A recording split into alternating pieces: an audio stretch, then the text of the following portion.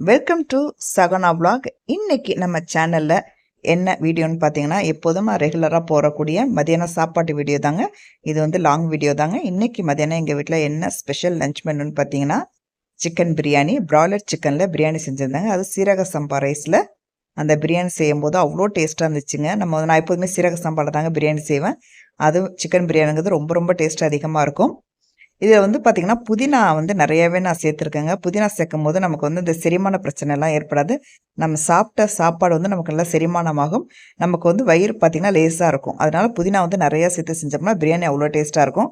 இதுக்கு side dish என்னன்னு பார்த்தீங்கன்னா, முட்டையும் வெங்காயம் தொக்கு தாங்க. தயிர் சேர்த்து நான் வெங்காயம் ஆனியன் பச்சடி பண்ணியிருந்தேன். ரொம்ப டேஸ்ட்டாக இருந்துச்சு. ஓகே ஃப்ரெண்ட்ஸ், இந்த வீடியோ பிடிச்சிருந்தா லைக் பண்ணிவிட்டு சப்ஸ்கிரைப் பண்ணுங்கள். தேங்க்யூ.